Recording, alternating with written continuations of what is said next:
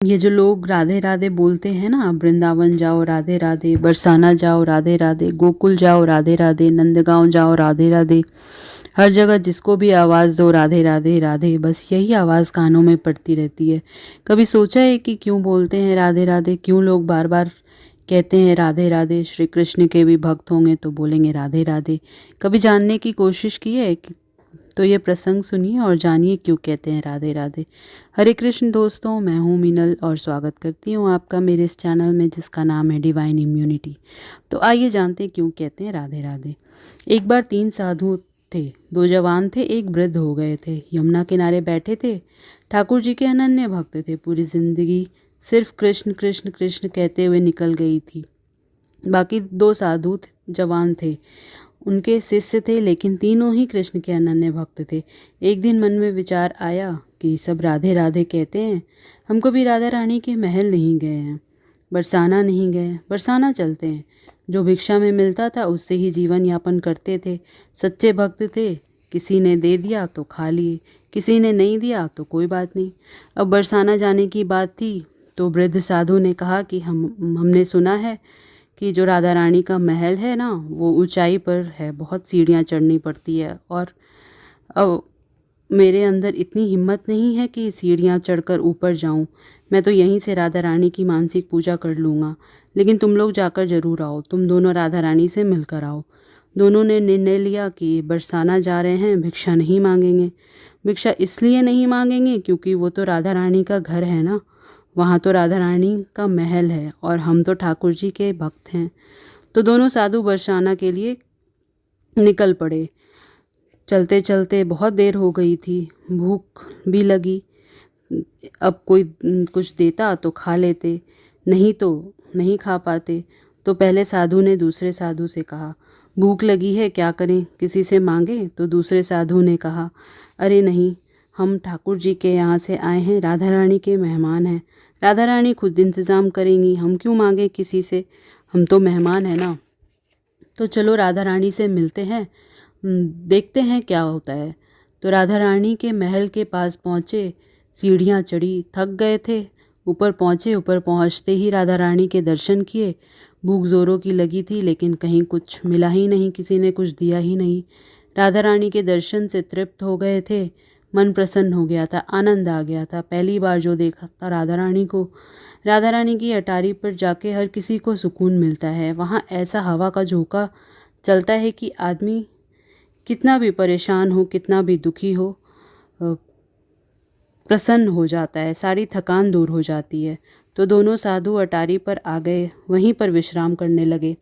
रात्रि हो गई, दोनों भूखे पेट ही सो गए। इधर राधा रानी की सेवा करने वाले गोस्वामी जी को स्वप्न आता है। स्वप्न में आती हैं राधा रानी। राधा रानी कहती हैं, गोस्वामी जी, मेरे 2 मेहमान आए और भूखे सो गए, मेरी ही अटारी पर, इतना भी ध्यान नहीं दिया कि कोई यहाँ भूखा सो रहा है। तो गोस्वामी जी ने क्षमा मांगी और गोस्वामी जी ने पूछा कि राधा रानी, मुझे तो पता ही नहीं है। तो राधा रानी ने कहा, जाओ उन्हें भोजन कराओ, मेरी अटारी पर सो रहे हैं, भूखे पेट सो रहे हैं। गोस्वामी जी हड़बड़ा कर उठे और अटारी पर जाकर देखा तो 2 साधु सो रहे थे। दोनों साधुओं को उठाया, बोला, क्षमा चाहता हूँ, आप राधा रानी के मेहमान हैं।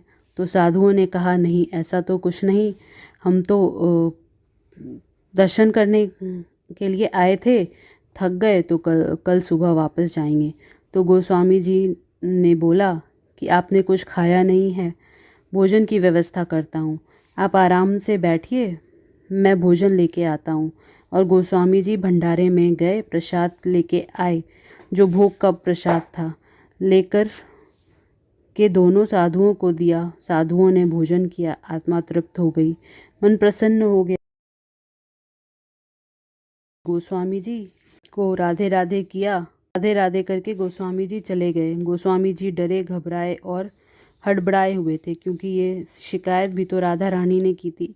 अब दोनों साधु वहीं अटारी पर फिर से सो गए। राधा रानी स्वप्न में आई। राधा रानी ने आकर के कहा कि कैसा लगा भोजन। दोनों के स्वप्न में आई और दोनों ने ही कहा, बहुत अच्छा लगा, आनंद आ गया।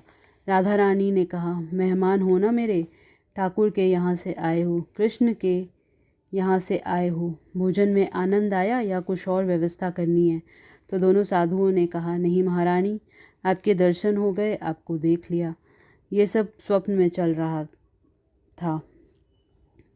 तो राधा रानी ने कहा कि गोस्वामी जी भूल गए, भोजन के पश्चात पान नहीं दिया आपको।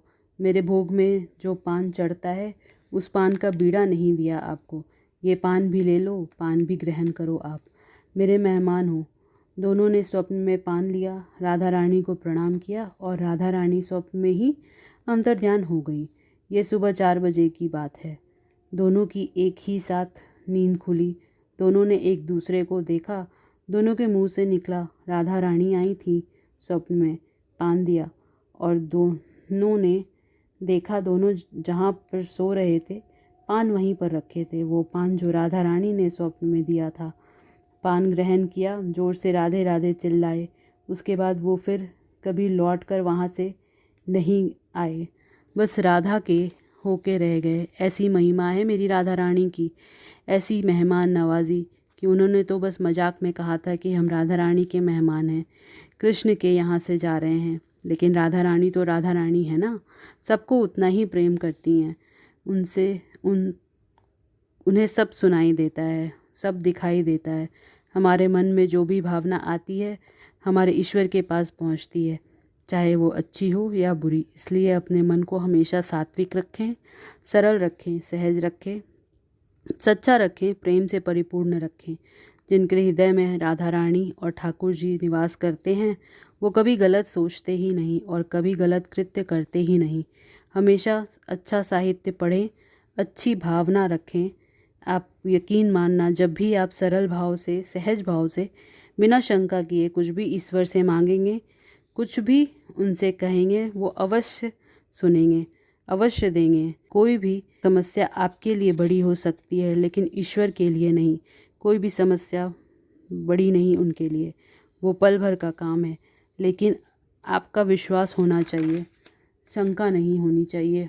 और यकीन मानना, जो लोग ये कहते हैं ना कि मेरा कुछ हो नहीं रहा है, वो लोग हमेशा शंका करते हैं। जो लोग ये कहते हैं कि मैं बहुत दुखी हूँ, वो हमेशा शंका करते हैं। जिन्हें विश्वास होता है उन्हें हमेशा ये लगता है कि मेरा ईश्वर मेरे साथ है, मैं दुखी हो भी कैसे सकता हूँ। तो इसलिए ये शब्द कभी भी अपने मुंह से मत निकालिए कि मैं दुखी हूँ। विश्वास रखिए, सब कुछ बेहतर होगा, सब कुछ अच्छा होगा। ईश्वर आपकी बात सुनते हैं, आपके साथ रहते हैं। इसलिए हमेशा अपने विश्वास को मजबूत रखिए, अपना ख्याल रखिए। और ये वीडियो अगर अच्छा लगे तो प्लीज़ चैनल को सब्सक्राइब करें, लाइक करें, शेयर करें और कमेंट में ज़रूर लिखें। राधे राधे, हरे कृष्ण।